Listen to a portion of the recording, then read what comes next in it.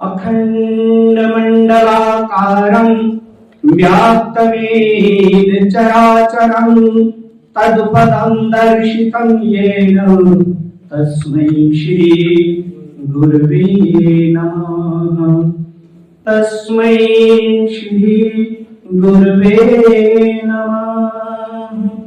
धन्य धन्य सद्गुरु सुखद महिमा कही न जाए, जो कछु कहूँ तुम्हारी कृपा मोते कछु न बसाए। प्रेम से बोलिए श्री सद्गुरु महाराज की जय।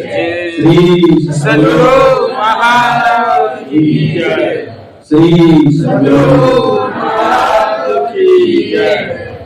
अनंत श्री विभूषित परमाराध्य परम पूज्य गुरुदेव के पावन सानिध्य में परम पूज्य गंगा बाबा और मेरे समक्ष बैठे हुए सभी संत वृंद, मेरे भाई साधु और बहनों साथियों,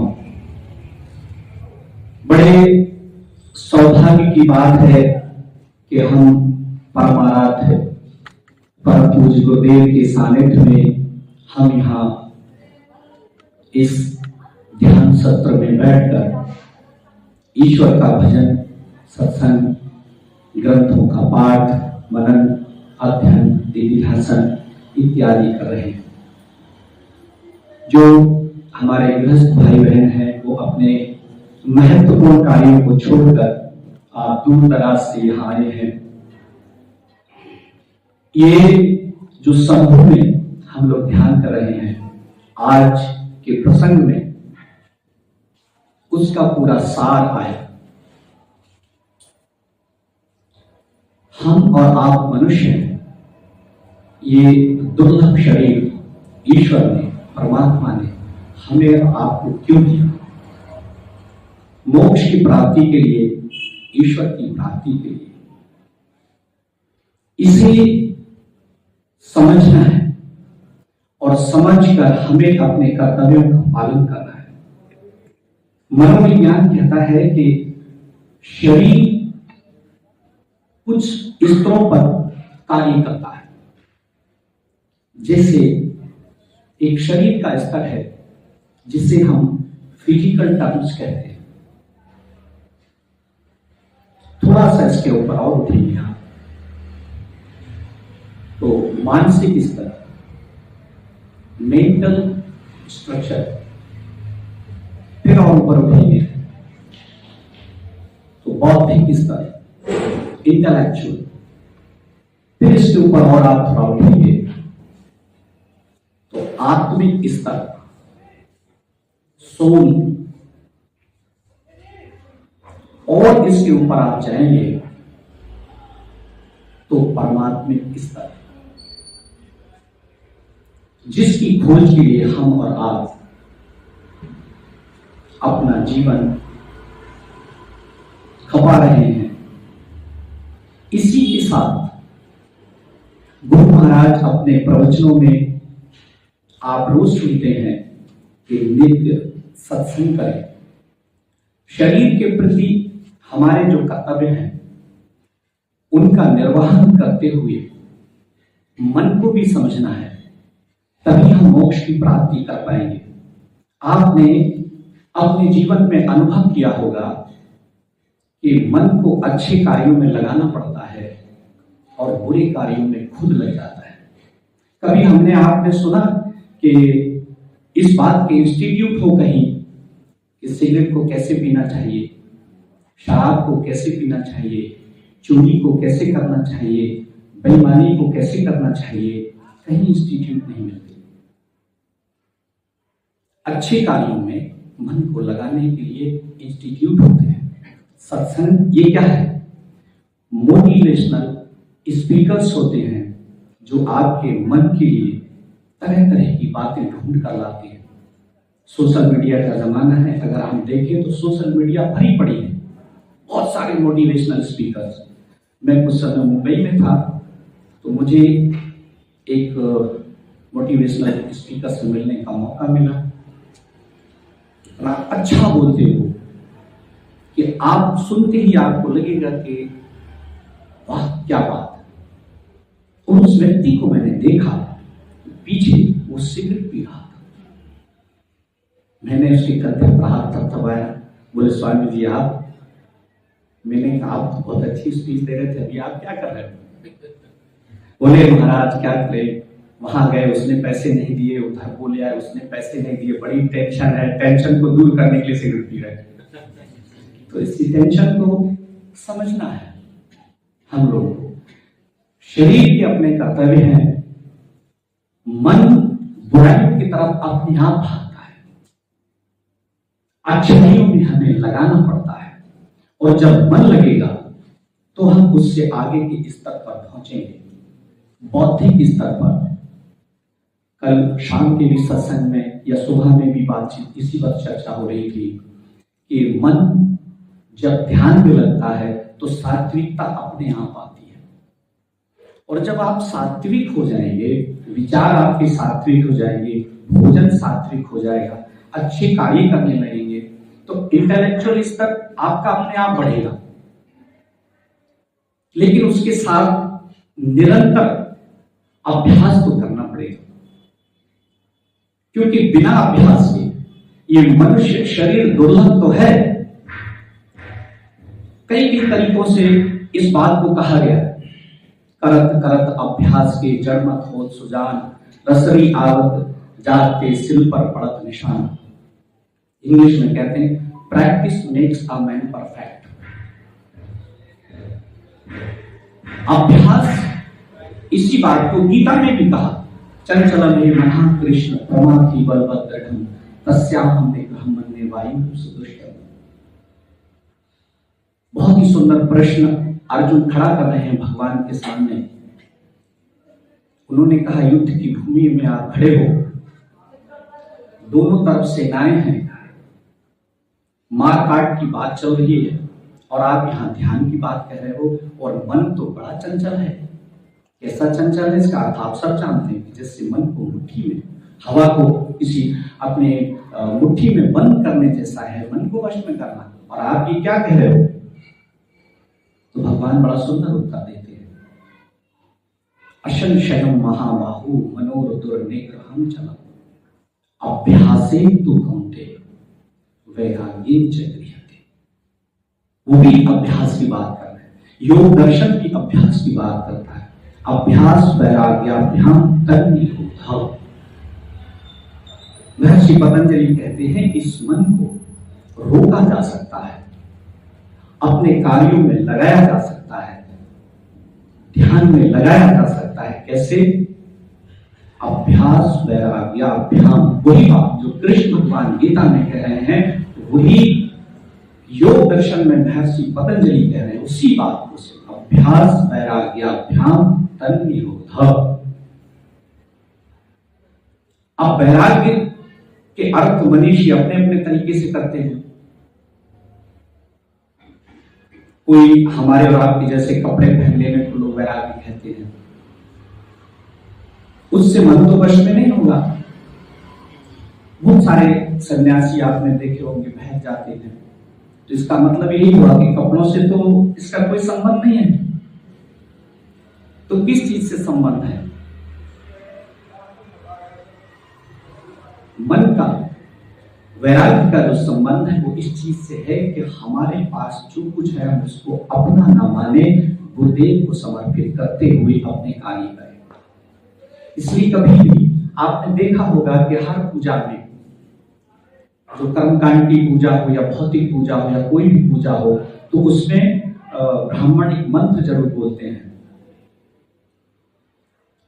कि जो कुछ भी हमसे इसमें गलती हुई हो उसे आप क्षमा करें और इस पूजा को स्वीकार करें। जो कुछ भी हमसे न्यूनता, किसी भी तरीके की कमी रह गई हो इसमें, क्यों ऐसा कहते हैं? वो इसीलिए ऐसा कहते हैं कि हम पूर्ण ज्ञानी नहीं हैं, जिसलिए हमसे गलतियां स्वाभाविक हैं। जो कुछ भी हुआ है वैराग्य का मतलब है कि आपको समर्पित, आप हमारा मार्गदर्शन करें, बिना मार्गदर्शन के हम अपना कार्य आगे नहीं ले जा सकते। बहुत सारे यूट्यूब पर चैनल है या उससे पहले भी कोई व्यवस्थाएं होती होंगी सिखाने की, पढ़ाने की, लेकिन आपने देखा कि गुरु के सानिध्य में बैठकर जो ज्ञान लिया जाता है वो ऐसा ज्ञान होता है कि वो अमर हो जाता है। ज्ञान किताबों से भी हम ले सकते हैं, किसी भी जगह से ज्ञान ले सकते हैं, लेकिन गुरु के सानिध्य में बैठकर जो चीज हम प्राप्त करते हैं वो हमें मोक्ष तक ले जाती है। शहर करने हम चले, मन में कुछ अरमान थे, एक तरफ जंगल ही जंगल, एक तरफ शमशान थे, ठोकर लगी हड्डी के टुकड़े को, उसके भी यही बयान थे, चलने वाले चल संभल कर, हम भी कभी इंसान थे, हम भी कभी इंसान थे। जिस मनुष्य शरीर की आज चर्चा की गई है, तो वो अपने लक्ष्य तक कैसे पहुंचे, ये हम गुरुओं के सानिध्य में बैठकर सीखते हैं। हमारे घरों में, परिवारों में छोटा बच्चा कोई होता है, उसको कहते हैं ये नहीं करो, ये नहीं करो, पढ़ो, ध्यान से पढ़ो, ये करो। हर समय अगर उस पर ध्यान ना दिया जाए, किसी शायर ने इसी के ऊपर बहुत सुंदर एक शेर लिखा। वो कहते हैं कि बड़े ही भाग्यशाली हैं वो लोग जिनको कोई रोकने और टोकने वाला है।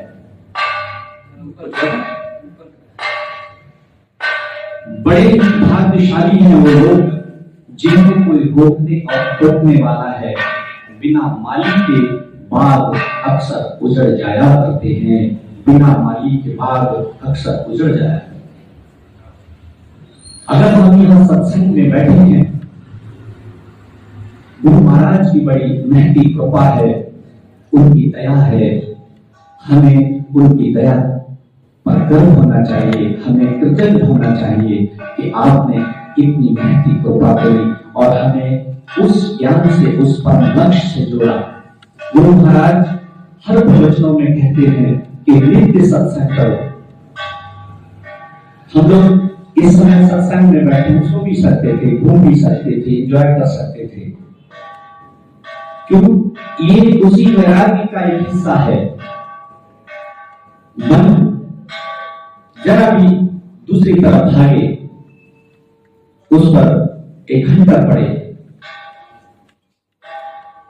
जब पांडव युद्ध जीत गए, युधिष्ठिर राजा बने,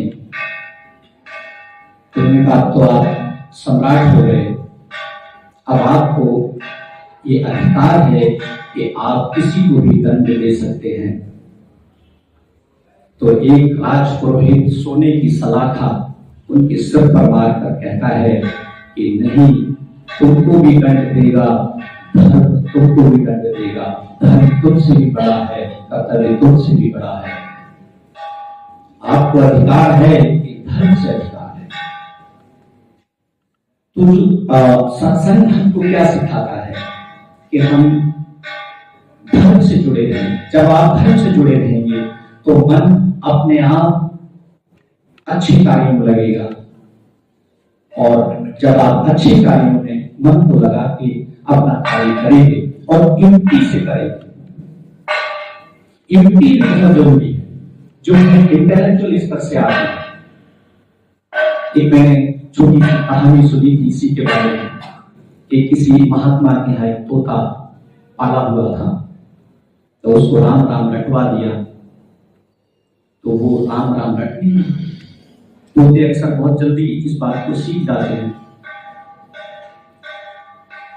तो कहा कि एक और दूसरा कोई व्यक्ति निकला उसके पास से, तो उन्होंने कहा राम सत्य है। तो तोता बोला कि क्या सत्य है, मैं तो बहुत समय से इस पिंजरे में पड़ा हूँ, राम नाम मैं रोज बोलता हूँ और ये मुझे तो कोई युक्ति नहीं मिल रही। उसने उसको युक्ति बताई उस तोते के कान में उस जानकार व्यक्ति ने युक्ति बताई कि आपको इस तरह से करना है। तोता अभ्यास करने लगा। एक समय क्या हुआ कि उसने सांस रोक ली और पैर पंजे ऊपर करके और बिल्कुल मरणासन हो गया। तो मालिक ने देखा कि भाई ये तोता मर गया, और जैसे उसको फेंका और वो, तो उसने कहा कि नहीं, अगर युक्ति से राम नाम लिया जाए तो मुक्ति भी संभव है, मुक्ति भी हो जाती है। इस कहानी का यही है कि अगर तोता उस बिगड़े से मुक्त हो सकता है तो हम आप भी उस बिगड़े से मुक्त हो सकते हैं। संभावनाएं बरकरार हैं, मौका हमारे और आपके पास है, इसका लाभ हमको लेना है। शरीर के प्रति हम अपने कर्तव्यों का निर्वहन करें। मन के प्रति हमारी जो जैसे मन का मैंने आपको बताया, वैराग्य जो भगवान कह रहे हैं, हर चीज को हम भगवान को समर्पित करें। जब चलते चलते आपको किसी रास्ते से अगर भटक जाते हैं हम लोग, तो कई बार पूछते हैं कि नहीं पूछते हैं कि भाई हमको फलानी जगह जाना है। ऐसे ही जब हम सत्संग में आते हैं, हमारे जीवन में क्या गलतियां होती हैं और उन गलतियों से हम सीख लेकर अभ्यास करके, क्योंकि निरंतर अगर अभ्यास में जब हम बैठेंगे तो आज का जो प्रसंग है हमारे जीवन का,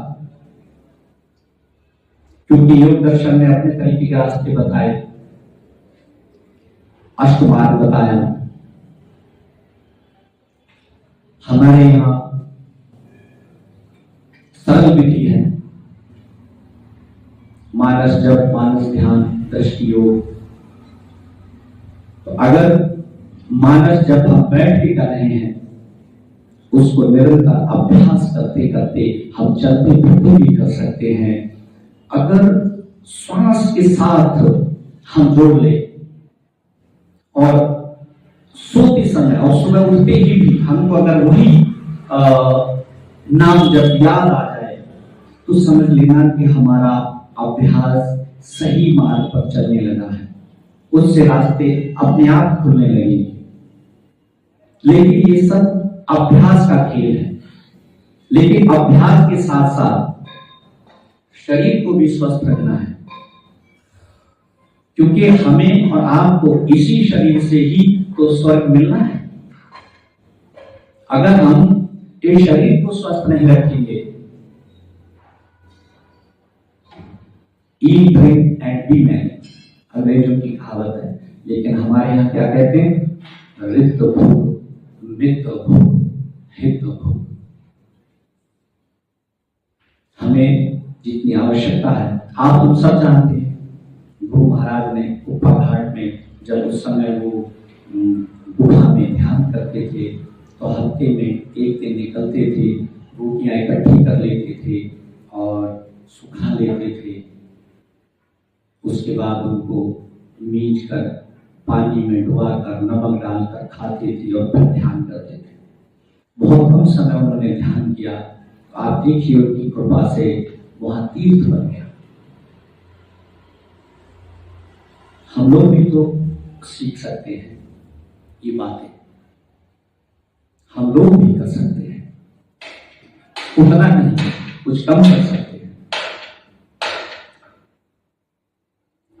जब तक हम कोई संकल्प के साथ कार्य नहीं करेंगे, क्योंकि हमारा रास्ता अलग हो गया। मैं तो आप लोगों के बीच में आया, ये जवाहर बाबा जानते हैं, हमारे स्थान पर होया है। आप लोग बहुत सौभाग्यशाली हो कि आपको 3 से 5 बार यहाँ ध्यान करने को मिलता है। मैं वहाँ इतनी व्यस्तता रहती है कि लोग मुझे नहाने नहीं देते। सुबह 5 बजे, जवाहर बाबा प्रत्यक्ष गवाह है, सुबह 5 बजे लोग आ जाते हैं और शाम को 10-11 बजे तक इसी तरह से वो चलता रहता, काम वहां चल रहा है। तो मैं उस व्यस्ततम समय से निकाल कर आप लोगों के दर्शनों के लिए आया। और गंगा बाबा, परम पूज्य गंगा बाबा की बड़ी कृपा है, उन्होंने 2 शब्द मुझे कहने का मौका दिया यहाँ। तो मैं तो आपसे यही कहूंगा कि मैं भी उसी मार्ग का अभ्यर्थी हूँ।